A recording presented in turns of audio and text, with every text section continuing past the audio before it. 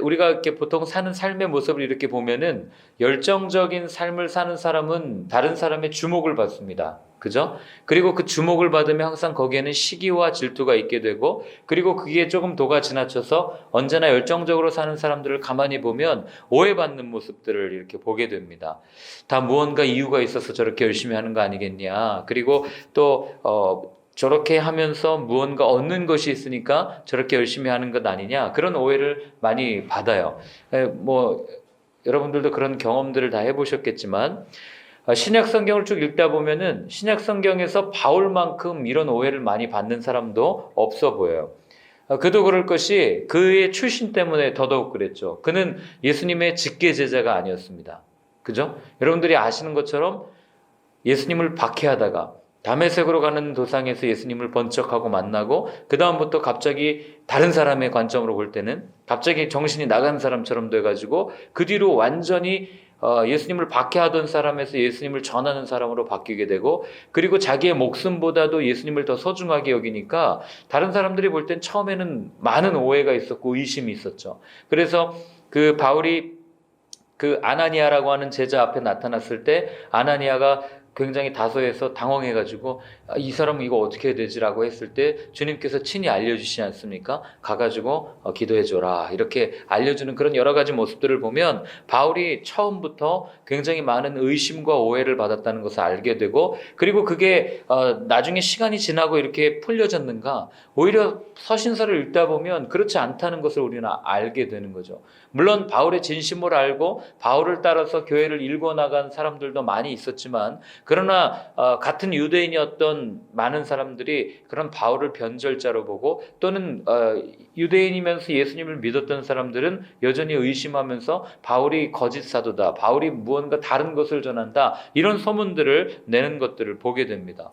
오늘 본문은 그런 모습을 들었던 바울이 자신의 사역에 대해서 이렇게 직접적으로 나는 이렇게 사역했다라고 밝히는 내용이 바로 오늘 우리가 읽은 본문이에요. 우리 1절과 2절을 다시 한번 같이 읽어보겠습니다. 형제들아, 우리가 너희 가운데 들어간 것이 헛되지 않은 줄을 너희가 친히 아나니, 너희가 아는 바와 같이 우리가 먼저 빌립보에서 고난과 능욕을 당하였으나 우리 하나님을 힘입어 많은 싸움 중에 하나님의 복음을 너희에게 전하였노라. 아멘.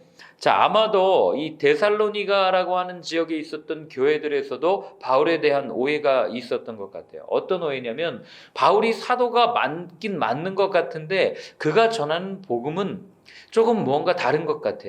조금 무언가 뭐라 그럴까요? 정통 복음에서 조금 벗어난 거 아니야? 이런 오해들을 받기 시작한 거죠. 그리고 무언가 바울이 욕심이 있으니까, 바울이 무언가 이루고 싶은 게 있으니까, 자기가 선교 여행을 다니고 싶으니까 이렇게 말하고 이렇게 행동하고 다니는 거 아니야? 라고 많은 사람들이 오해하기 시작한 거예요. 그거에 대한 이야기가 오늘 여기 보면은, 형제들아, 우리가 너희 가운데 들어간 것이 헛되지 않은 줄을 너희가 친히 아노니, 너희가 아는 바와 같이 우리가 먼저 빌립보에서 고난과 능욕을 받았다라고 시작하는 바울의 자기 변호가 시작되는 이유가 거기 있는 거죠. 아마도 그런 오해 하지 않았겠어요? 교회에 사람의 수가 많아지면 바울을 돕는 손길들이 많아지니까 저 돈 모으려고 그러는 거 아니야? 그런 생각 왜 안 했겠어요? 이 당시에도 헌금이 있었거든요.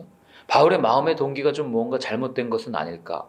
그래서 바울이 뭐라고 얘기하냐면요, 제일 먼저 여기서 얘기한 것처럼 빌립보에서 당한 어려움을 이야기합니다. 빌립보에서 당한 어려움이 어떤 어려움이었어요? 사도행전 16장에 보면 이게 정확하게 나오는데, 그 여러분들 잘 아는 이야기예요. 빌립보라는 도시에 가죠. 거기서 누구를 만납니까?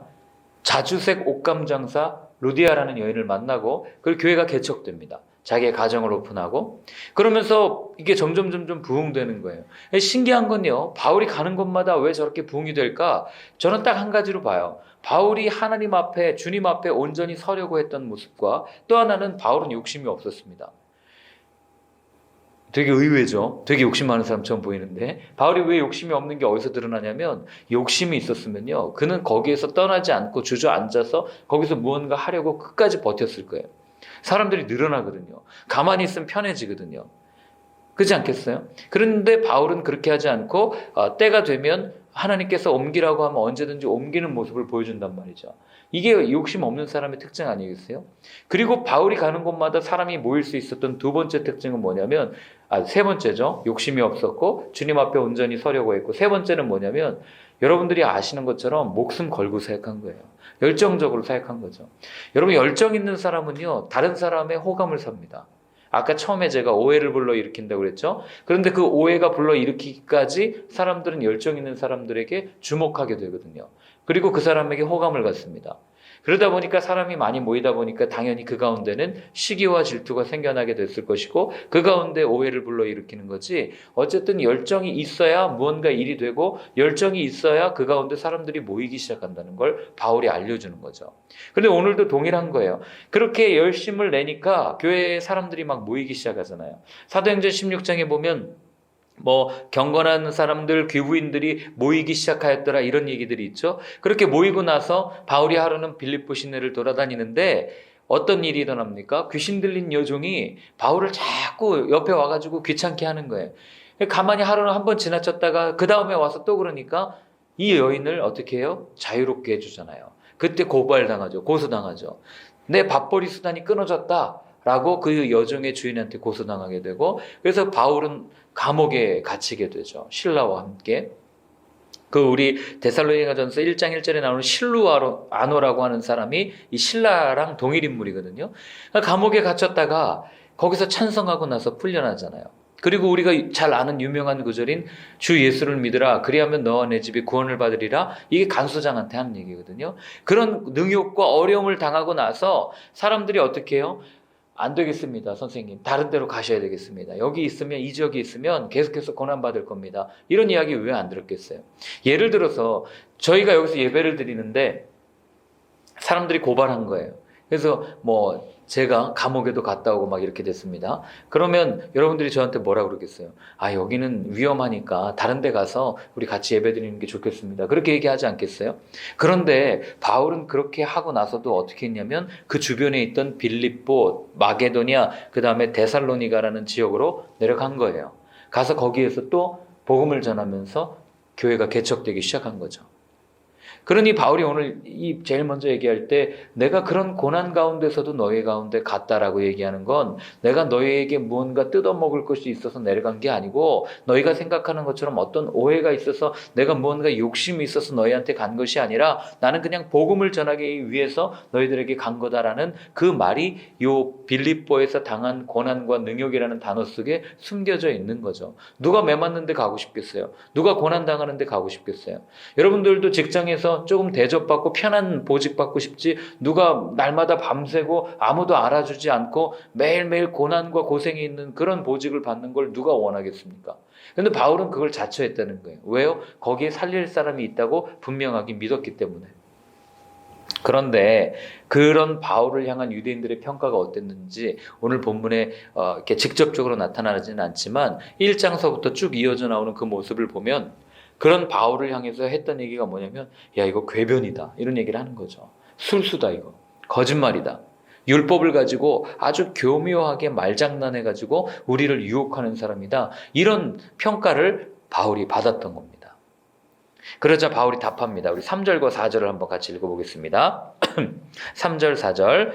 우리의 권면은 간사함이나 부정에서 난 것이 아니요 속임수로 하는 것도 아니라 오직 하나님께 옳게 여기심을 입어 복음을 위탁받았으니 우리가 이와 같이 말함은 사람을 기쁘게 하려 함이 아니요 오직 우리 마음을 감찰하시는 하나님을 기쁘시게 하려 함이라. 아멘. 자, 바울이 직접적으로 얘기하는 거예요. 아니다, 나는 거짓말을 한 것도 아니고 속인 것도 아니고 궤변을 늘어놓은 것도 아니라 나는 정말 순수하게 복음을 전하려고 했다. 그 증거를 뭐로 드냐면 바울이 그렇게 얘기해요. 내가 하나님으로부터 복음을 전하라는 미션을 받았는데 내가 그 하나님을 속이겠냐? 하나님이 내 증인이 되는데 내가 어떻게 함부로 그렇게 사람의 생명을 가지고 이 구원을 가지고 복음을 가지고 장난칠 수 있겠느냐? 그렇게 얘기하는 거죠. 더 쉽게 얘기하면 나는 내가 무언가 내 뜻을 가지고 이 교회를 일구어 가려고 노력하는 그런 사람이 아니라 나는 그냥 청지기일 뿐이다. 나는 그냥 내게 받은 복음, 내게 받은 이 생명을 전하라고 그 하나님의 일을 감당하는 관리자일 뿐이다. 내가 소유자가 아니다. 이걸로 오늘 분명하게 이야기해 주는 거예요. 여러분, 제가 어제 이걸 읽으면서요, 사실 조금 부끄러웠어요. 저는 제가 뭐 그런 생각도 해요. 젊잖아요. 하고 싶은 게 얼마나 많겠어요. 저라고 왜 욕심이 없겠어요? 저도 무언가 교회 하면은 번듯하게 한번 교회 해보고 싶고 말이에요. 동기들로부터 야, 쟤는 뭘 해도 되는 애야, 뭐 이런 대접 받고 싶은 마음이 요만큼이라도 왜 없겠어요? 솔직하게. 그런 마음이 여전히 이 안에 꿈틀꿈틀하는 거죠. 그러니 그걸 계속해서 끊임없이 절제하고 안 하려고 하고 더 도망치려고 하고 하는 게 저의 솔직한 모습이에요. 그런 저의 모습 앞에 바울의 이런 모습을 봤을 때 참 많이 부끄러움을 경험할 수밖에 없는 거죠. 그렇기 때문에 이 말씀은요, 여러분들보다 사실은 제가 더 많은 유혹을 받고, 그리고 더 뭐라 그래요, 많은 이 찔림을 받는 말씀이 오늘 본문입니다.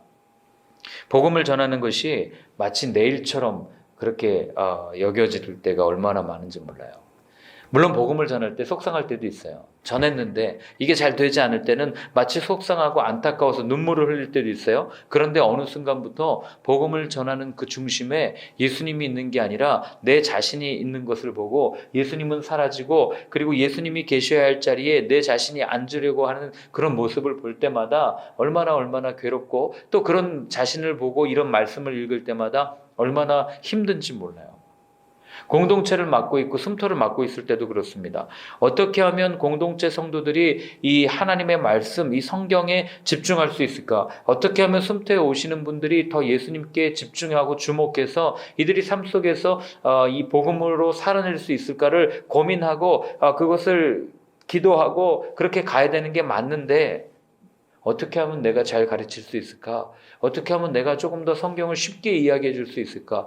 점점 예수님에서부터 나 자신으로 옮겨지는 제 모습을 발견할 때마다, 저는 처음에 신대원 다니고 학교 다닐 때는 내가 나중에 목사가 되면 더 겸손해져서 더 잘할 수 있을 거야라고 생각했어요.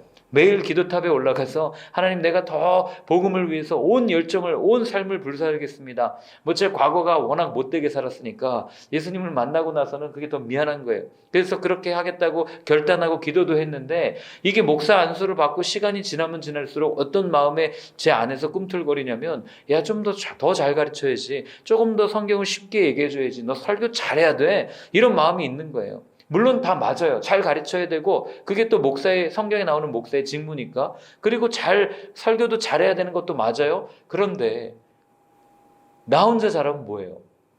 그렇지 않겠어요? 정말 함께 예배드리는 사람들에 대한 기도와 간절한 마음 없이 그저 내 자신이 돋보이려 하고 내가 잘하려고 하면, 그때부터는 여러분, 저는 바울과 같은 마음으로 사역하는 게 아니라 그냥 내 자신을 드러내기 위해서 내 이름을 브랜드화해가지고 나가는 거랑 뭐가 다르겠어요?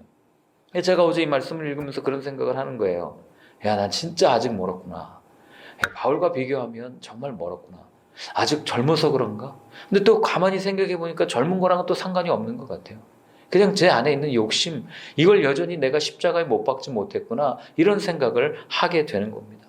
그러나 바울은 어땠어요? 오늘 이야기하는 것처럼 그의 삶의 목적은 그 자신이 드러나는 게 아니었어요. 그냥 그 자신은 온전히 녹아지고 오직 하나님을 기쁘시게 하는 삶, 그게 바울의 목적인 그 모습을 보면서 참 많이 부끄럽다, 이런 생각을 어제 끊임없이 했던 하루였습니다.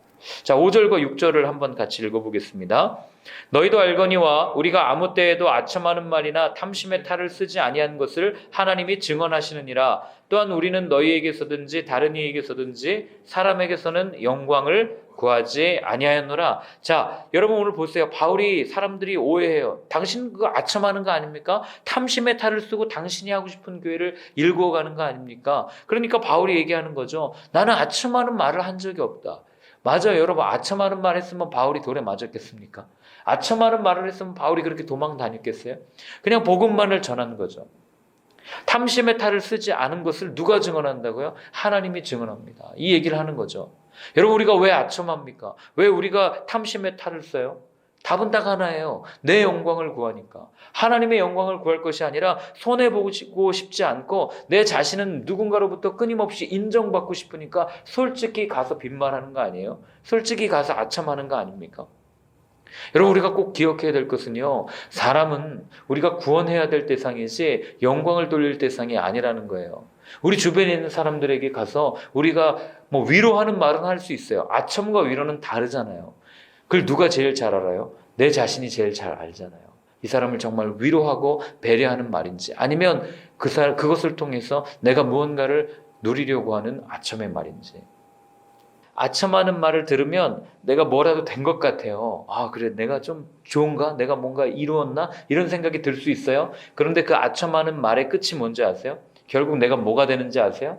아첨하는 사람을 주위에 많이 두면 내가 결국에는요, 벌거벗은 임금님밖에 되지 않는 거예요. 이게 우리 선조들이 우리한테 들려준 지혜 아니겠습니까? 근데 우리는 여전히, 우리의 귀는요, 아첨하는 말에 목말라 있어요. 탐심의 탈을 쓰고 무언가 끊임없이 나 자신을 높여주는 말을 듣기를 원해요. 그러니 여지껏 많은 국가의 역대 정부들이 언론을 그렇게 조작하고 여론을 다 휩쓸 자기 손에 쥐려고 하는 이유가 그거 아닙니까? 근데 여러분 꼭 기억하셔야 돼요. 아첨하는 말을 즐겨하는 사람은 결국 나중에 벌거벗은 임금님처럼 다 벗겨지는 것밖에 안 된다는 거. 그래서 우리 주변에 나에게 쓴소리하는 사람을 여러분 귀하게 여겨야 돼요. 사랑하니까 쓴소리하지 뭐 누가 쓴소리 해주겠습니까? 엄마 아빠는 나한테 잔소리하지. 여러분 사랑 안 하면 잔소리 안 해요. 7절부터 9절까지 읽고 마칠게요. 함께 읽습니다. 우리는 그리스도의 사도로서 마땅히 권위를 주장할 수 있으나 도리어 너희 가운데서 유순한 자가 되어 유모가 자기 자녀를 기름과 같이 하였으니 우리가 이같이 너희를 사모하여 하나님의 복음뿐 아니라 우리의 목숨까지도 너희에게 주기를 기뻐함은 너희가 우리의 사랑하는 자가 됨이라.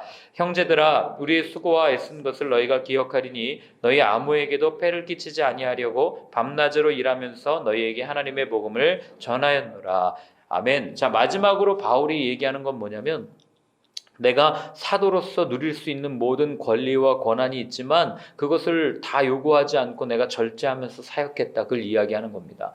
이 당시에는 베드로를 비롯한 많은 사도들이 어떻게 사역을 했냐면, 많은 박해가 있었잖아요. 더군다나 이제 파트타임, 고기를 잡으면서 하는 파트타임에서 하나님이 예수님이 부활을 승천하시고 나서는 풀타임으로 완전히 사도로 전향을 한 거잖아요. 그때 그러다 보니까 어떻게 되냐면 이제 먹고 살 길이 막혀버린 거예요.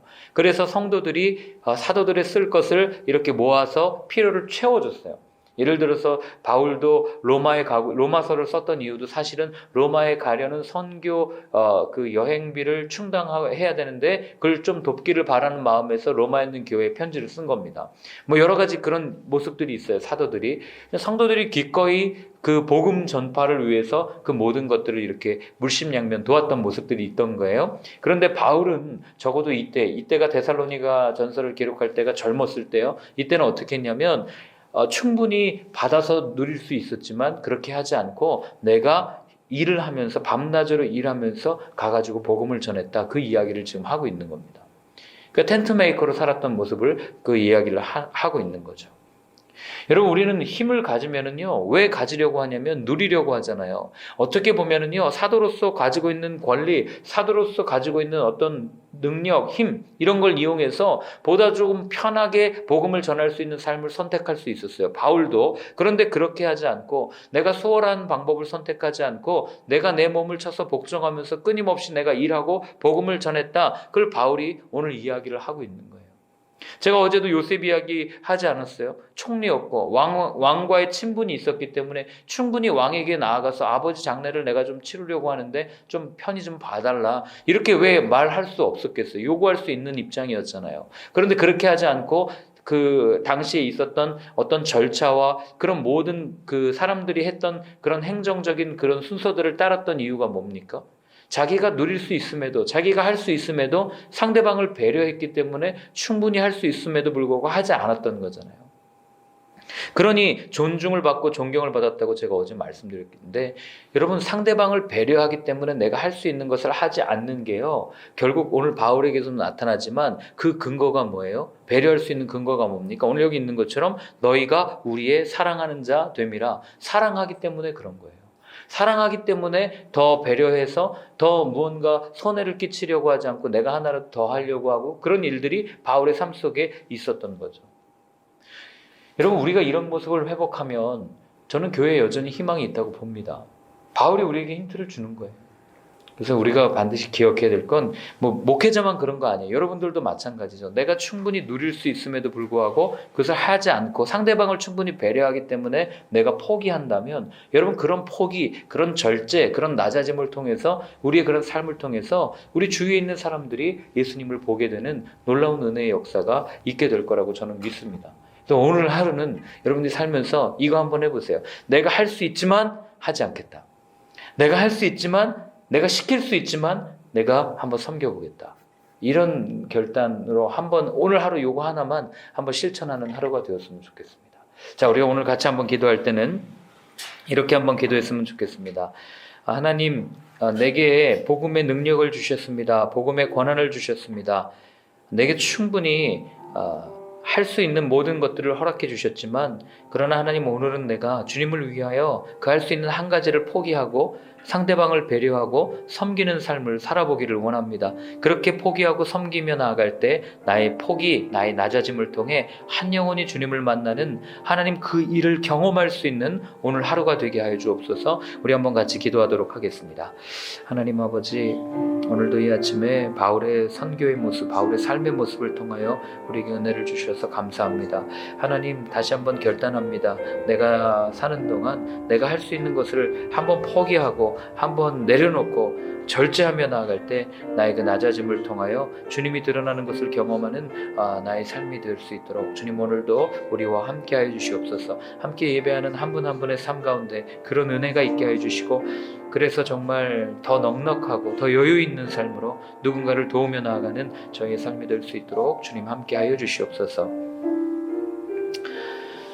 이제는 우리 주 예수 그리스도의 크신 은혜와 하나님 아버지의 사랑과 성령의 인도하심이 그렇게 낮아지고 포기하며 나아갈 때 주님께서 높이시고 주님께서 사용하는 것을 바라보며 주님의 뜻대로 순종하기로 결단하는 모든 분들 머리 위에 이제로부터 영원까지 늘 함께하여 주옵시기를 간절히 축원하옵나이다. 아멘.